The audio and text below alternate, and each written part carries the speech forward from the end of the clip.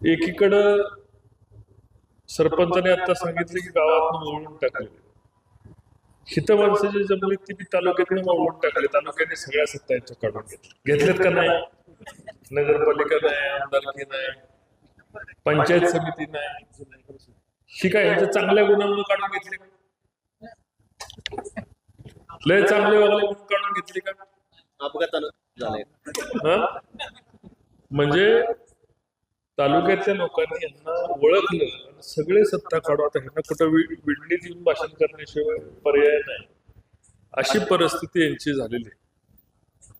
ज्या लोकांना कधी 30-35 वर्षाच्या सत्तेमध्ये काम करता आलं नाही, त्यांना आपण 3.5 वर्षाच्या सत्तेमध्ये, 3 वर्षाच्या सत्तेमध्ये विडणीचा कंप्लीट कायापालट आपण या ठिकाणी करून दाखवला ना विडणीचा. तुम्हाला मान्य आहे ना? तुम्ही डोळ्याने बघताय ना?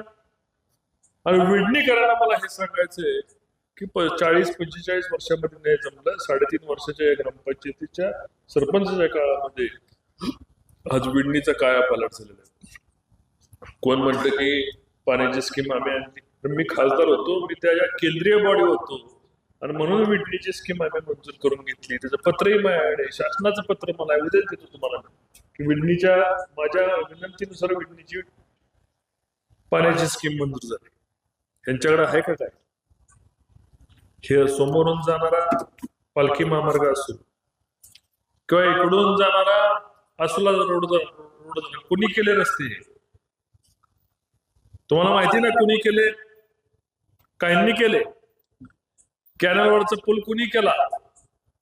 गावातले अंतर्गत रस्ते कुणी केले? वाचनालय कुणी बांधलं गावामध्ये? एवढं चांगलं वाचनालय बांधलं. धीरज अभंग त्या दिवशी त्या कार्यक्रमा दिवशी तिथं उपस्थित होते. मी त्यांचं मनापासून त्या दिवशी अभिनंदन केलं की बाबा तुमच्याकडनं शिकण्यासारखं अतिशय चांगलं वाचनालय या ठिकाणी गावाला दिलं. ज्यावेळेला आपल्याकडं पूर्णतः तालुक्याची सत्ता होती, कोणी उठावं विरोधकांनी, त्या काळामध्ये विरोधक असेल नसेल आणि त्यांनी सांगावं की आमच्यावरती अन्याय झाला. कोणी कुठल्याही राजकारणात असेल, निवडणुकीच्या दरम्यान असेल, कधी कोणी उठून सांगावं की आमच्याकडून त्याच्यावरती अन्याय झाला. असं कदापि घडलेलं नाही. आणि आता जर पाहिलं तर अन्यायाची त्या ठिकाणी मोठीच्या मोठी यादीच वाचावी लागते.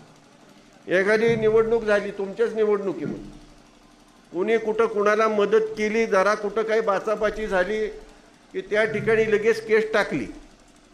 आणि केस अशा प्रकारची टाकली जाते की त्याने मला मारलं, माझ्या गळ्यातली सोन्याची चेन होती ती हिसकावून नेली आणि त्या चोरीची डाक्याची केस आणि त्याला आत घालायची.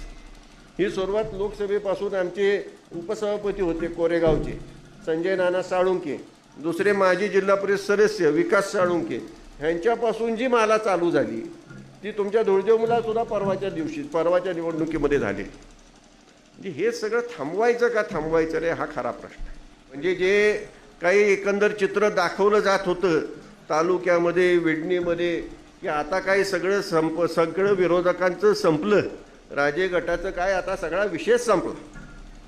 अहो तुम्ही बरोबर असल्यावरती तो संपू शकतो का? आणि तुमचे आमचे संबंध काय गेल्या 30 वर्षाचे पिढ्यानपिढ्याचे विडणीचे संबंध. विडणी गावच मुळात रामाचं आहे आणि रामाचं वास्तव्यच तुमच्यामध्ये आहे. त्यामुळे कसे आपले संबंध संपणार आहे? पिढ्यानपिढ्या चालत आलेले संबंध ते काही संपत नसतात, एका निवडणुकीने काय होत नसतं.